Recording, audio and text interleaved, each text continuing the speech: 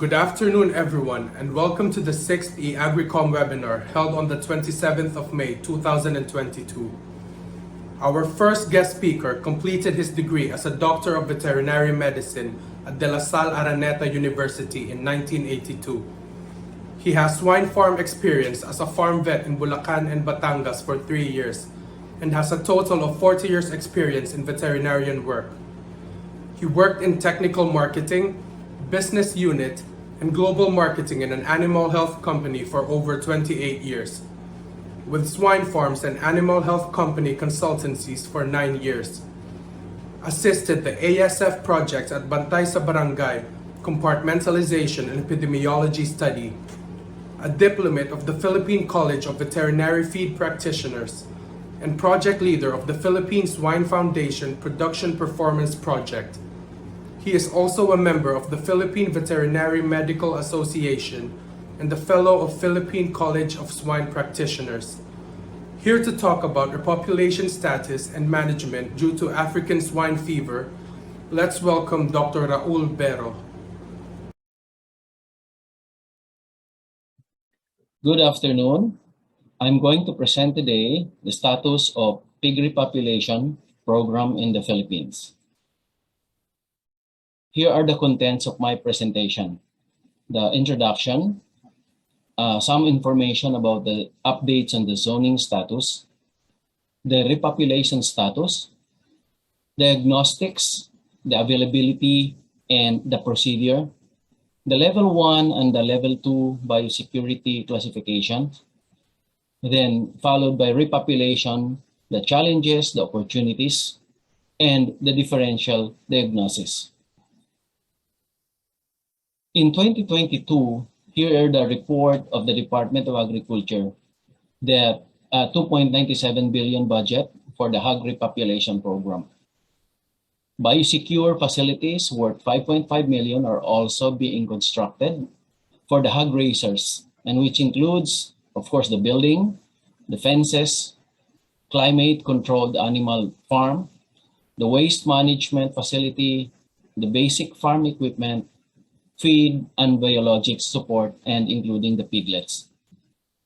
The Bantay ASF sa Barangay, the department's flagship hog repopulation program with coordination of the PCSP, is the main initiative the DA is seeking to make more permanent. Its partner in hog repopulation are local government, the hog raisers, and the private sector. Currently, 42 provinces have agreed to implement the program as reported by DA, which involves the adoption of strict biosecurity measures. So this important program by the government includes all the implementation, all the requirement for compliance in order for a farm or the group of farms or cooperatives to qualify for this program.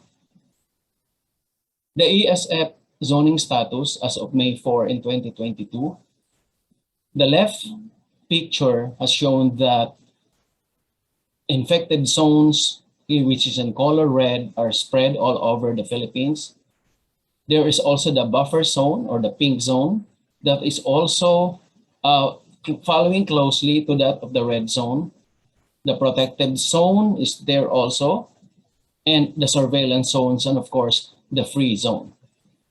Here you will see on the right side the number of days with no reported cases. So for us, this is very important because while the area may be red, while the area may be pink, but it is important also for us to be updated on what happened to this area during the last 3 months, 6 months, and onwards. And this slide will show that this picture shows that the 0 to 90 days is color red. This means for the last 90 days that these are areas that may be red, but they never had experienced an outbreak or reported outbreak. So what is important is it is through the local government, the diagnostic laboratory, and the private sector coordination. So there must be a report, there must be a diagnostic test being done to confirm that there are outbreaks or no outbreaks in that area. And we are very happy to see a result that is in a 90 days, the red zones are become no infection. The blue zone here representing that there is a 90 to 180 days that these areas has never experienced outbreak or no reported outbreaks. The gray zone is even more than 180 days.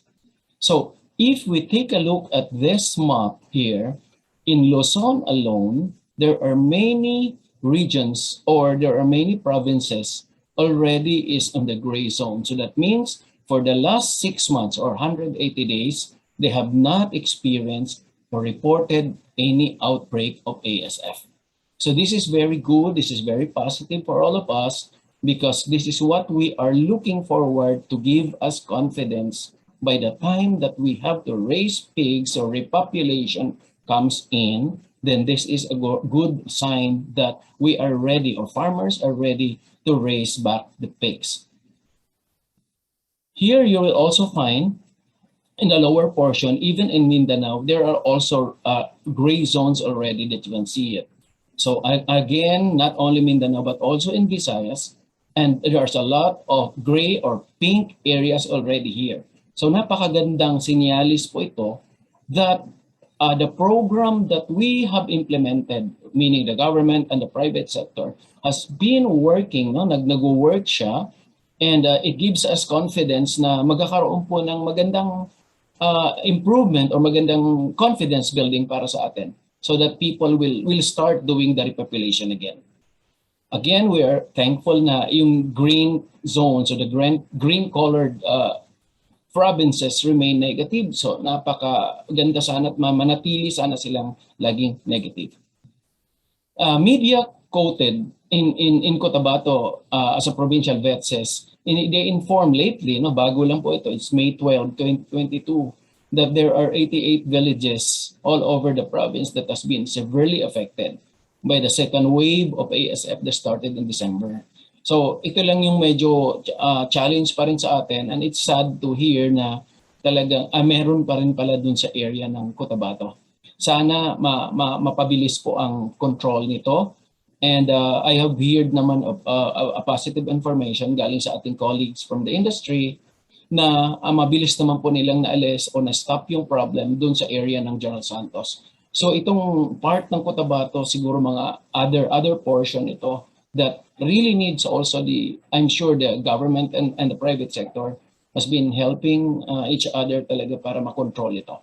And again, merong isang magandang success story na may share sa atin yung ating mga colleagues doon sa General Santos, especially on the how the government and the farm or the pig raisers help each other to control the problem. Sana po tuloy-tuloy ito and everybody has learned a lot from the previous experience. Nagagamit po ito also with the help of our experts na natutulungan pong mapapabilis po ang pag-control nitong mga problem natin sa ASF. As of March 2022, ito yung mga country of provinces that were declared the pink zones.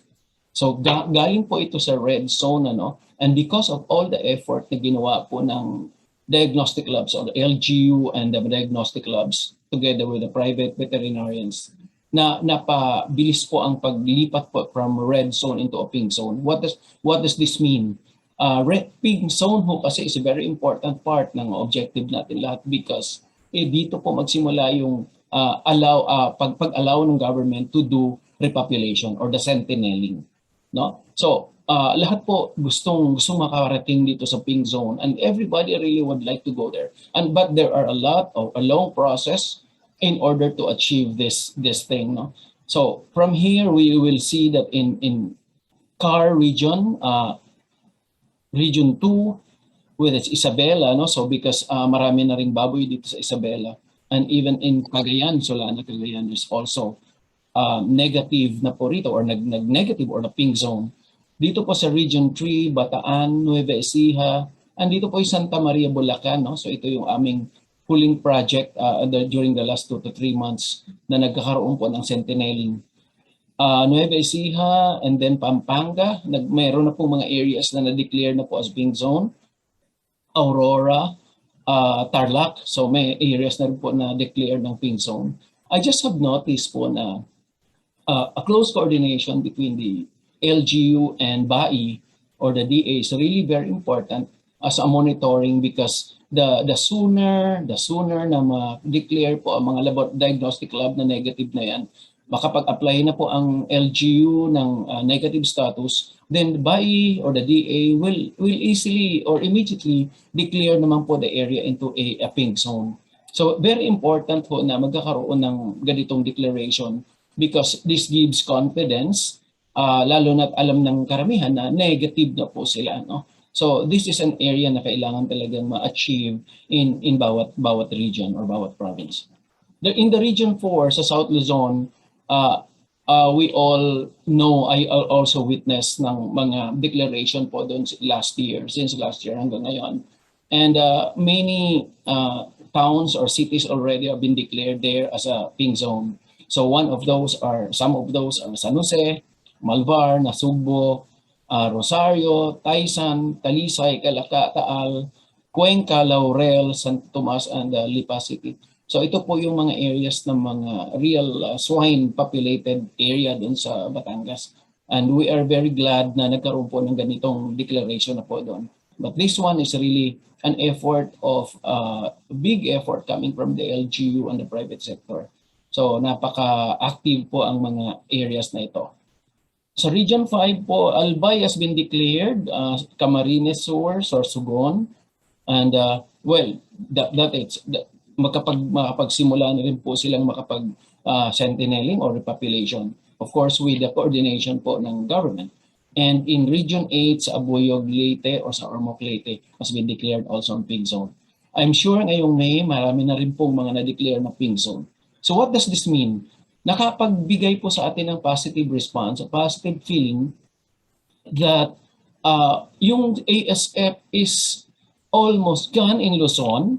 Wala namang so far feedback in the Visayas, pero meron nga lang sa Mindanao.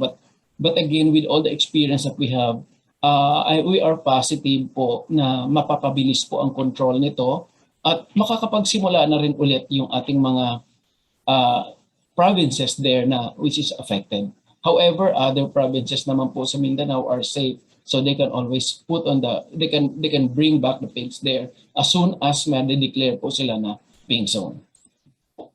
The provinces, as I mentioned before, na actively doing Repop are Batangas, Bulacan, Nueva Ecija, Pampanga, Tarlac, Bataan, and Isabela. Other areas, hindi ko po na-mention dito, maaring nag-repop na rin po sila. And ito lang po ang sa pagkakaalam kong mga doing this activity. Reaching the pink zone category, this is really everyone's dream na makapag-reach po nitong pink zone category. And again, this must be closely coordinated with LGU. So the Office of the Provincial Vet, the City Vet, or the Municipal Agricultural Officers are really the vital thing na kailangang nakakapag-coordinate tayo in order to achieve this goal, no? So pink zone coming from red zone going into the pink zone is really a close coordination together with the diagnostic laboratory. The swab test will be performed more often, at least twice. The PCR should be performed also in order to validate the results. So hindi po pwedeng pumunta sa pink zone na hindi po dumaan sa diagnostic testing, because ito yung mga kasamang attachment ng LGU reports, the local vets, in order to apply for this pink zone category. The PCSP biosecurity level classification follows. Hindi po basta-bastang makapag-raise ulit ng baboy ang mga farms without passing through the biosecurity level classification. So I understand lahat po dito ay very much aware na po dito sa atin nationwide itong program na ito na kinakascade ng PCSP na headed by Dr. Max Montenegro.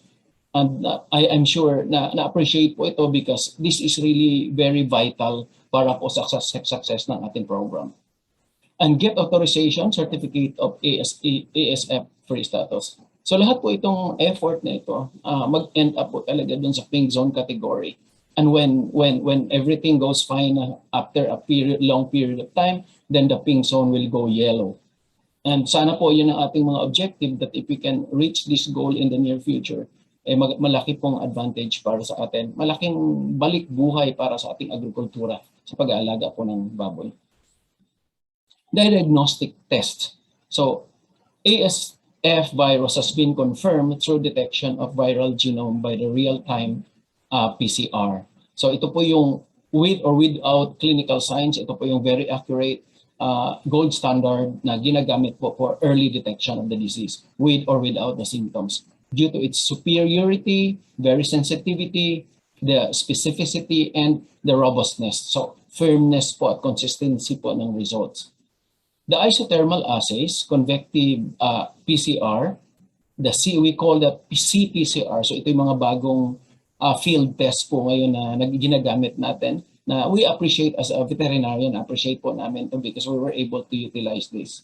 The insulated isothermal, or mas kilala nilang IIPCR, na siyang ginagamit po sa mga diagnostic lab, could be cheaper diagnostic alternative to PCR and useful in the field conditions. The serological test involving antibody detection, ngayon ang ELISA, alam ko meron na sa BAI, meron na rin po sa ibang private laboratories. This is relevant given that no vaccine is available yet against ASF. So even using the serology test, magkakaroon na po tayo ng idea whether the virus is still present. Pag yan ay tumaas, magkaroon ng antibody detection. Well, of course, because there's no vaccine. So anytime na magkaroon ng detection ng antibody, that means there is a presence of the virus. So which means that the presence of positive reactors may indicate infection. So hindi lang po PCR, meron na rin pong ELISA test na nagiging available na ngayon. That can be an option then, especially dun sa mga areas na gusto talagang mag-determine whether they are having infection or wala. Diagnostic labs. There are 8 regional animal diagnostic laboratory, RADDL, particularly in regions 2, 3, 5, 7, 8, 9, 10, and 12, which are also capable of performing real-time PCR. So that's the good part in it, kasi marami na pong diagnostic labs ng government na spread all throughout the Philippines. So marami pong regions na available. At this is the reason why nagiging mabilis ang action ng bawat LGU is because meron na pong diagnostic labs, and we all know na sa ASF, we always need this diagnostic in order to confirm. Remember, ang ASF maraming kamukhang ibang sakit. So this is really important to have these diagnostics. The rest of our ADDLs use the CPCR or the IIPCR in a rapid detection of ASF. There are 7 private laboratories or the DAS approved. Sa pagkakaalam ko po, ang mga nagagamit kong private laboratory so far are Optifarm and Bioassets. Although marami pa pong ibang private companies, big farms na meron din itong kanya-kanyang approval to perform this ASF testing. The commercial PCR kits for ASF are also validated by BAI prior to its use. So marami na rin po ang BAI on the other hand na na-approve ng mga commercial kits. However, ito yung mga field test, no? So isa dito yung nagagamit ko din madalas na CPCR test. So the advantage is that kaming vets, bit-bit namin sila, and we do immediate test po dun sa farm, especially those who are sentineling, and to make sure that the pigs are really negative, then maganda pong na dumadaan po sa PCR test. No, nababalidate po natin to. So CPCR is one of those kit that we are using, and we get the results as quick as 1 hour or 1.5 hours, and meron na kaming result nito. The government laboratories and location. Here we have in Quezon City, the Baguio City, Pangasinan, Cagayan, Tarlac, Batangas, Occidental Mindoro, Albay. So marami na po dito sa areas and Luzon. Alam ko meron sa Cebu, meron sa Cagayan de Oro, and Davao, and General Santos. And maaari pang meron pa sa iba. So again, magandang pag-spread, no, na i-establish ka agad ng ating government yung mga diagnostic labs na importante kasi napakaraming farmers around the country, especially backyard, and also commercial, which are also spread now Luzon, Visayas, and Mindanao. The critical areas for swab testing. Madali po, naririnig na po ninyo yung tinatawag na swab test. But critical areas is that kailangan po talaga ang swab test because this is the first and foremost practice na pwede natin magawa to develop confidence na negative or positive pa yung farm. Para dito po magkaroon ng way in order to, ano pa yung iba natin pwedeng gawin, ano pa yung ibang missing na activity. Now, swab test, there are critical areas. Important is tubig. The water supply and the canal are the 1 and 2 very important part of the farm na kailangan po talagang makunan ng samples. Others are flooring, nipple drinker, pen wall. So even yung sasakyan, no? So here you will see the flooring, nipple drinker, yung pong mga walls, and even sa sasakyan na lagi po natin ginagamit before to transport healthy and non-healthy pigs, no? From the farm to outside or from the farm to the other building. So ito po yung magandang isuswab po natin. And even sa disposal tank po natin, maganda rin po kahit na nabakante na ito ng matagal, maganda pa rin po makuna natin ang sampling just to make sure na every place in the farm is already negative or still with positive. Otherwise, makakapag-act po tayo immediately what to do. So canal is an important, hindi lang po canal in the building, but also canal outside the building. No? So mahalaga pong even if this is already 3 months, 6 months, or 1 year na pong nababakante, it is always an advantage pag nakunan po natin ang sampling ito. And again, as I mentioned before, yung water. Water na there are three parts of water na kailangan po makunan ng sample. One is the one directly from the deep well. Dapat po hindi pa nakadating sa tangke. Dapat po makunan ng sample yon. Sample could be just 100 ml is enough. And then po yung water supply na galing sa tangke na before pumunta sa mga building, dapat po makunan din natin ng sample yun. And then thirdly, yung pong dumaan na po sa mga tubo, dapat po pagdating sa faucet, dapat po makunan din ng sample yan. What is vital in the water sampling is that yung mga nakapagbaon ng mga animals, dead animals during the kasagsagan ng outbreak, of course we really encourage na ang mga burying of those pigs should be at least more than 100 meters or 200 meters or so, mas malayo dun sa farm, mas mabuti. And probably sila po yung nasa mga medyo babang portion, and we should gagawa po dapat ng hukay na at least mga 2 meters or 4 meters deep para po mas malalim talaga po ang baboy. But dahil po dun sa panic during the last 1 or 2 years, mababaw lang po ang nagiging mababaw lang po naging hukay. And then nakikita natin ang problem na pag umuulan, medyo umaapaw at lumalabas din po yung mga debris or mga fluid na galing po dun sa namatay na baboy. So because of that, lalo na kung malapit siya dun sa piggery building, ang chances are, mataas po ang chance na nasasak pa rin po ng ating deep well yung mga tubig na nai-infect po niya coming from the buried pigs. So that is the irony. Yan po ang madalas na nagiging problema sa mga farms po na tuwing nagsaswab test, kahit na 6 months na or 1 year na siyang walang baboy, still nagre-remain ang positive. So meron po mga ganong kaso. And that's because of the inappropriate po yung system sa pag-dispose during the time. So a lot of things has to be done in order to address that. Okay? Once there are pigs already and we are allowed na po to do repopulation or the sentinelling, it is important po na dadaan din po sila sa at least mga 2 pagkuha po ng sampling. So one is bago dumating yung baboy, another one is mga 2 to 3 weeks after dumating ang baboy, and then after that is 1 month before i-market ang baboy. So may mga series po na testing yan, and this makes sure na wala talagang ASF virus ang baboy.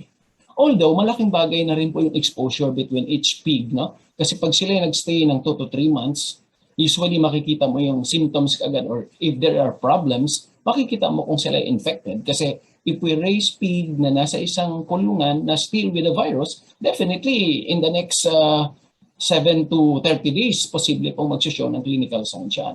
So important pong merong monitoring even if you are already repopulating. So importante po na you talk to veterinarians, can be in the private or in the LGU, kasi importante pong namomonitor kasi to make sure na everything is okay. Kasi lalo na po't marami pong tayong tinatawag na false diagnostics, no? So importante pong na titingnan natin yung aspeto niya.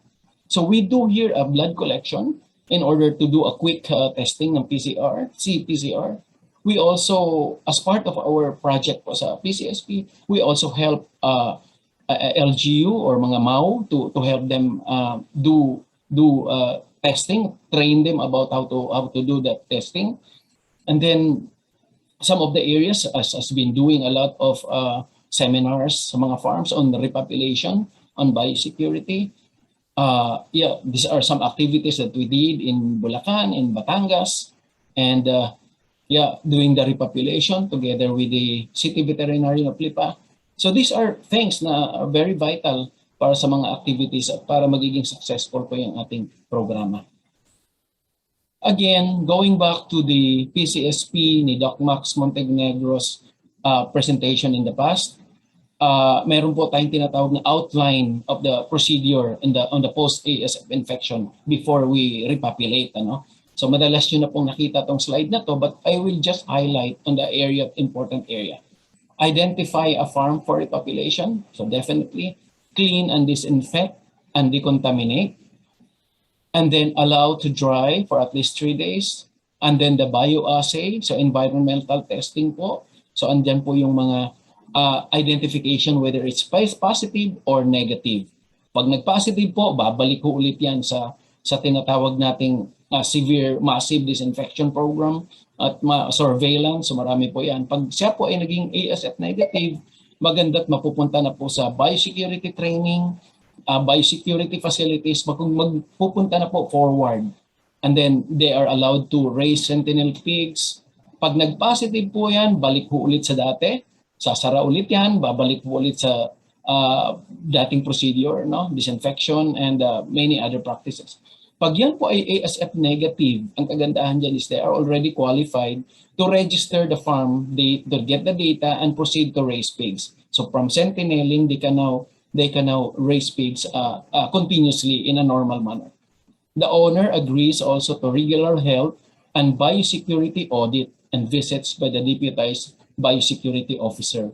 So yun po ang pinaka-cycle po ng approval from the time that you get a post-infection and then until the time na talaga pong babalik na po sa regular process.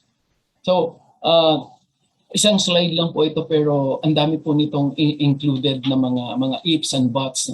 So importante pong masusundan po talaga ito in order to come out with a successful repopulation program. Now, going back to the biosecurity classification, ito po ang madalas na naming na-present po sa inyo, which is a very important part of our presentation. We have to observe po na hindi po makapag-repop, makapag-sentinel ang farm pag hindi po dumaan sa ganitong classification. And the LGUs are so strict, dapat po sinusunod po nila ito in order to come out with this level. In this side po, meron tayong tinatawag na factors. Meron po tayong mga description na summarize po ito pero mahaba talaga to. And then the target score, and then meron tayong classification level. So hindi po dapat papasa sa 0, dapat po either pupunta po sa level 1 at saka level 2. Usually sa backyard, okay na pong makadaan sila sa level 1, papasa sila. And meron tayong tinatawag na default score. So itong nasa yellow must be default score. Dapat po at least 18 ang score nila pero kailangan yung po ang score 2 talaga ito. Ito pong yellow, hindi po wala po tayong score na 1 dito. Ito po dapat 0 or 2. And then sa level 2 classification, usually sa commercial farm, 2 po itong mga area na to. Pero ito pong mga vacant, ang mga bakante pong space na to is already understood na dapat po ma-apply po ito. Okay, so let's take apart individually po nito. Location. Ito po ang pinaka-challenge po sa lahat ngayon, whether you are backyard or commercial.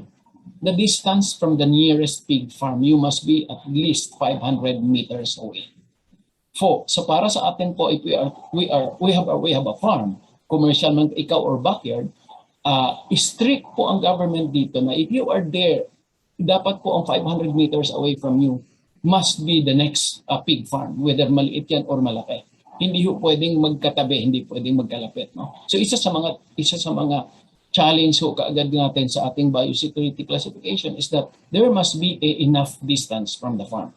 And the LGU are the one that are implementing this. The other one is clearly demarcated line, the CDL, clean and dirty line with fence.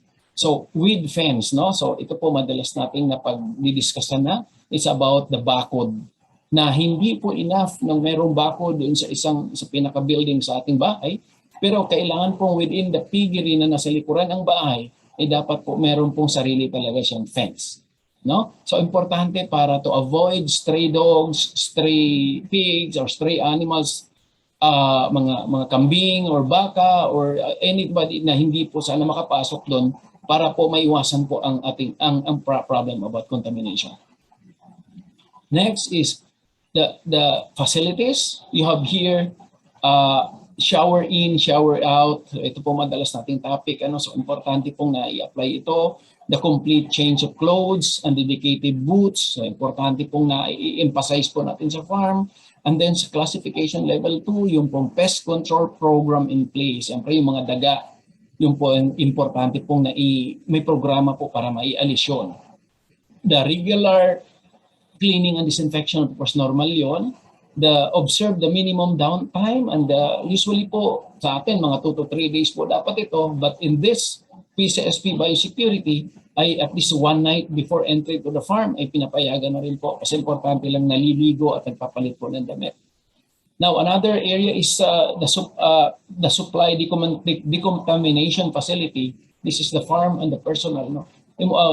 Decontamination meaning the disinfection of food and chlorine or citric acid, farm supply with ozone or fumigation or UV light para sa ating mga gamit na ipapasok sa farm. Even sa ating cellphone, dapat dumaan po sa UV light. Hindi po magagawa sa level 1 yon. So we put that in the level 2. Of course, mas malaki ang commercial farm, mas maraming challenges. So hindi talaga pwedeng hindi natin i-apply.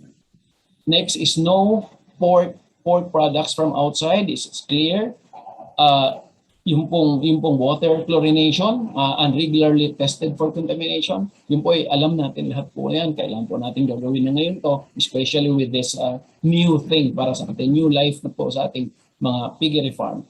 No feed bags allowed inside the high secured area. So yung pa isa pa sa mga dapat ma-emphasize po natin yan. And alam natin, no swill feeding na po pare-pareho. And then, lastly, mga viajeros and visitors allowed, hindi dapat sila ina-allow sa loob ng farm. At saka po yung outside vehicle ay hindi rin po allowed pumasok sa farm. These are strictly mga biosecurity procedure na kailangan po talagang sundin. And kami po inuulit-ulit po namin to because we wanted the farms to really follow this. No? At saka siyempre, together with our help from the MAO or the government, importante pong na-implement po talaga ito. The feed compliance.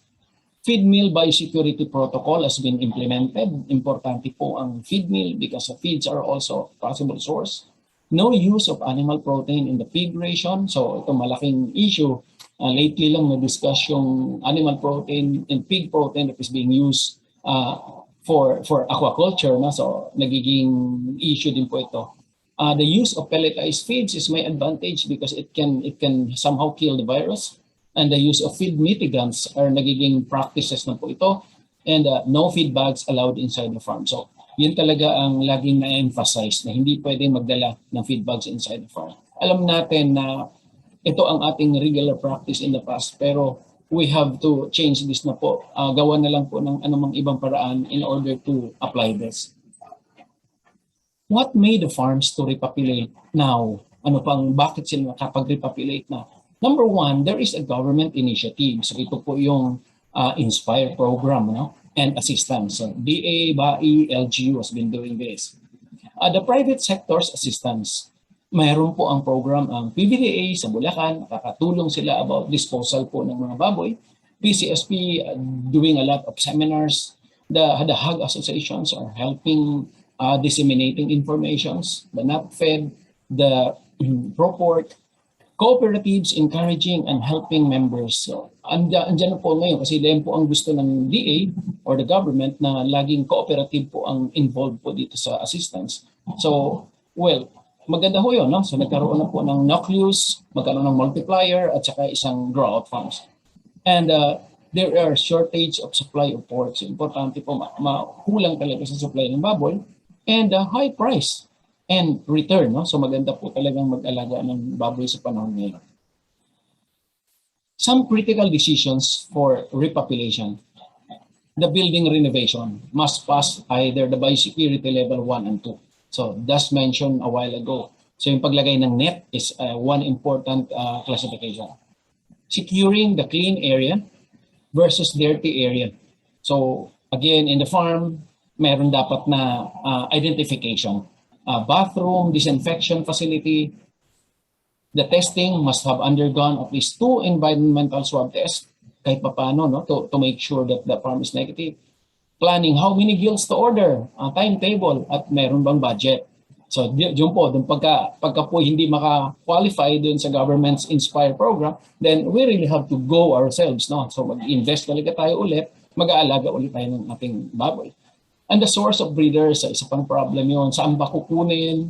Meron bang available na F1 gilts? Meron pa ba? Magkano? Saan kukuha ng barako? Or similya lang ba? Kanino? So these are also critical decision because para tayo nagsimula ulit ng ating piggery. Ano po? So when you start, again, fresh ang farm. So dapat fresh din ang mind, fresh din ang ating mga gagamiting alaga. Renovated warehouse. So must also conform with the warehouse standards. New feed formulation, possibly. The source of ingredients, yes. Very strict na on selecting those sources. At saka yung ingredients, at saka siyempre disinfection.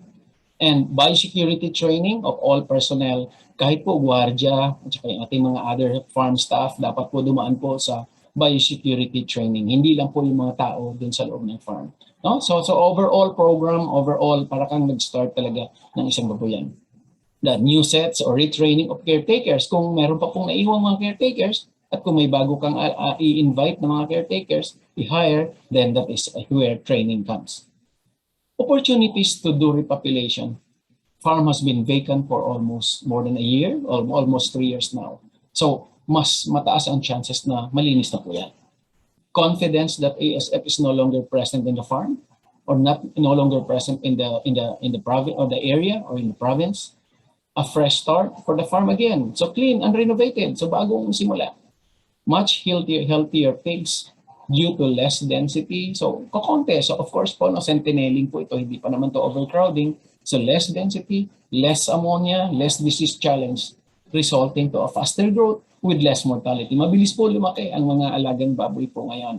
Maganda po ang FCR, less ang disease challenge. And continued demand of pork. Nandyan parati yan. And the high price of fatteners. So, yeah, you do repopulation now. This is already high time para po magbabalik na ulit tayo sa pag-aalaga. There are still challenges. What are they? Fear of having the virus still in the farm. So, nandiyan pa ba yun? Hindi na po, basta dumaan na tayo sa swab test, malaking bagay po yung nakapaggawa na tayo ng ating biosecurity measure, malaking bagay, confidence na po yun. The high cost of renovation, yeah, pero yan na, unti-unti lang po talaga that it has to pass through the biosecurity level 2 para sa atin po dito sa mga commercial farm. Budget, labor force, high price and shortage of F1 gilts, at saka high cost of feeds and feed ingredients. Well, given na po yan, alam natin na kaya na po nating gagawin yan. What's the current situation of repopulation? Meron pong dalawa akong scenario. Ang unang scenario is that the nursery pigs ang inalagaan become fattener and then sold the male. And then the female fatteners became replacement gilts. And then ang replacement gilts become pregnant and then napapanganak po natin. Scenario 2 is that we buy pure lines and then produce the F1 by ourselves. Then or otherwise we buy F1 and then produce our market pigs. And or other one is we buy female market pigs galing sa labas and then we make as a replacement gilts. So ganun naman po ang mga nangyayari, no, sa situation natin sa repopulation. Maraming ibang options as long as meron kang opportunity to buy that. Sige po, ialagaan natin yan. So far, what are the what were the results? Majority naman ho, if not all, based po yun sa aking mga nakakausap at nagbibigay po ng information sa akin, we're successful. No? Nakuwento nga lang dati, in the last 2 years, may nag-repop sa North na meron daw isa sa benting nag-aalaga, nagkaroon ng problem. Pero yun nga, was it ASF or it has to be confirmed. Pero majority po nagiging successful. Batangas came out as success. TWG Batangas, meron kaming technical working group sa Batangas na there was also a time na nagkaroon ng outbreak na ibalik sa red zone, pero doing massive biosecurity campaign na ibabalik po ulit dun sa tinatawag na pink zone. So maganda, nakapag-alaga sila. Santa Maria, during the last, I think this year or December starting, nag-repop program hanggang sa Norsagaray. So far, succeeded, nakapagbenta na, nakakagawa na ng inahin si Dr. Garcia. Sa commercial farms sa South Luzon, feedback, lahat po nakapagpanganak na, nakakapagbenta na po ng fatteners at nakaka-repeat na po ulit ng another cycle. The commercial farm in North Luzon, ganun din po, nakapanganak na, nakapagbenta ng fatteners, nakapag-rotate na po ulit. So these are some or few of those farms na doing already the repopulation. Basta observe lang po parati ang biosecurity measures, yun po pa importante na masusunod lang po talaga natin yun. Huwag po tayong bumitaw dun sa biosecurity measures and coordination po with the government. Just to remind everyone po na not all disease symptoms are ASF. Ang nangyari po kasi sa atin, nasanay na po ngayon na tuwing may symptoms na namumula tayo nagtatamping, ASF na po kagad. Hindi naman po abnormal na feeling yun. That's also a feeling that we have experienced the severe thing in our life na nagkakaroon po sa farm talaga ng ganong ASF. Masamang panaginip po talaga yung ASF na yon. But again, we are here to help you identify din po kung ito ba ay ASF or hindi. Remember na meron pong enteric diseases talagang common, whether konting population, talagang nandyan po si E. coli, si Salmonella, yung mga management lapses, mga problema po sa pag-aalaga, sa pagpapakain, sa pagpaligo, sometimes nakakos talaga po ng diarrhea din yung mga yan. Systemic diseases, si mycotoxin, alam naman natin na every year for the last 10, 20 years, nandiyan naman po talaga si mycotoxin is always a problem. Kaya nga po importanteng maganda talaga ang klase natin sa feed ingredients, maganda talaga ang klase ng feeds na ginagamit natin para iwasan na po itong problema to. Kasi we all know mycotoxin, siya yung pinaka-systemic, lahat covered niya. And si Glassers, strep suis, common yan sa nursery. Respiratory, ito po yung madalas na mas related po sa ASF, Pero remember, ang mga respiratory, marami siya. Meron dito po, may 4 na viral diseases na meron din po respiratory signs. Si swine flu, na common sa tag-ulan, sa mga bagong change ng weather, ngayong June, at saka mga December, January, common po si flu. Si PRRS po, common yan sa nursery at sa grower all year. Yan po ay talagang closely resembling ASF. So kailangan talagang na-aralang mabuti, natitest ng mabuti. Kaya importante, vaccinated po sila talaga nito para iiwasan po natin ang chances of getting ASF. Si cholera, SARS, nursery, change of weather, alam niyo naman May, June, July, dito sa atin talagang cholera is always present, is laging pumapasok. So be careful, be vigilant po sa programa natin dito sa farm. Now this is the time, kasi konti pa ang population natin, importante, let's do the vaccination, let's do the proper management. Maganda po ang magiging resulta po ngayon. Si PCV2, that is also there, grower finisher. So sila po yung mga madalas nating nakikitang problems anytime.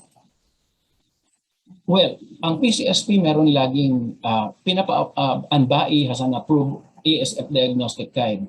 So hindi ko na po kailangan i-discuss ito today, but these are signs, especially for veterinarians, na mag-guide po sa atin in order to help diagnosis the first signs of the diseases. Habang wala pa yung testing, ito naman po ang mga critical signs at meron po tayong mga scoring in order to come out with a highly suspicious of ASF. So, lagi pong i-involve po natin in local vets or private vets, mga consultants, kasi malaking tulong para in order to make our program successful. Kwentuhan niyo po kami parate, bigyan niyo po kami ng update para po kami nakakatulong po sa inyo.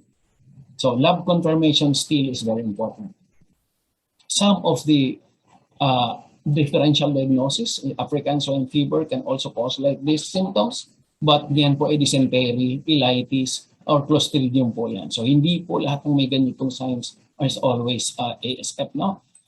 Pag meron po tayong namumula mata or sometimes nagkakaroon ng discharge dito sa eyes, hindi po yan laging ASF because kaya po in swine influenza po yan. Pag meron po tayong mga signs about redness sa abdomen or even sa ears, remember, hindi po lahat yan ASF. Yan po ay can be PRRS, can be cholera, can be salmonella, can be erysipelas. So marami pong iba. So importante na diagnose po talaga yan. And some kidney, petechial hemorrhages, and lymph nodes hemorrhages, hindi rin po ASF at all times yan because it is also cholera. Now, some parts of the stomach na meron pong mga tinatawag na gastritis, it can be also a poisoning or an aflatoxin-like disease din po yan. And yung po mga symptoms po sa, again, katulad ng mga hematomas or mga hyperemias or mga signs po sa paa at saka sa tenga, they're also kind of a PRRS or glasses. So that can also be diagnosed like that. Pagka po merong mga nagtutubig sa heart or something like in the abdominal fluid, hindi po yan ASF, but can be a streptococcus-like problem. So some may say it's also an African swine fever. So here are some of the typical vaccination program, as I mentioned before. Importante pong lagi po natin inaalagaan po sa bakuna, lalo na dun sa mga applicable vaccinations and vaccines dun sa area po ninyo. Again, sa gilts, marami-rami ho talagang dadaan ng program. Meron pong 1 shot lang, meron din pong 2 shots. Sa mild pregnancy, meron pong PRRS. Sa end of the pregnancy, before they farrow, yan po yung mga series of mga from 7 weeks before until 3 weeks before farrow, they have to undergo a vaccination program din. But depende po sa nagiging problem at maging incidence po din sa ating farm. So hindi po naman necessary na lahat ito i-apply natin, but based on veterinarian's discretion kung ano po ang mas importanteng gagamiting vaccines. During lactation, yun po yung mga vaccine na ginagamit. And some preferred mass vaccination. So meron po tayong vaccination sa breeders against different viruses and bacteria. And sa boars, and sa piglet vaccination. So again, nandito po sila lahat and we are here to offer you our services, mga veterinarians, that can help you in your programming. So yan po ang mga importante. The good thing po in addition to my presentation is that there is a private and a government partnership, the ongoing projects. So right now, I am actively working po sa ASF Bantay sa Barangay in coordination with the PCSP and BAI. We are helping in our seminar campaign. We are also having an ASF epidemiology study now in coordination with my group sa Philippine Swine Foundation at saka ITCPH. So umiikot din po kami niyan in order to have that program. And then the ASF compartmentalization project sa PCSP at saka Batangas Sport Council. So marami pong programa po na tuloy-tuloy in cooperation with the government. Lahat po ito geared towards helping our farmers po improving their swine raising. So yun po yung mga programang ongoing po sa atin. So again, thank you so much po sa inyong pakikinig. Thank you for listening. Ladies and gentlemen, thank you for being here today. Thank you.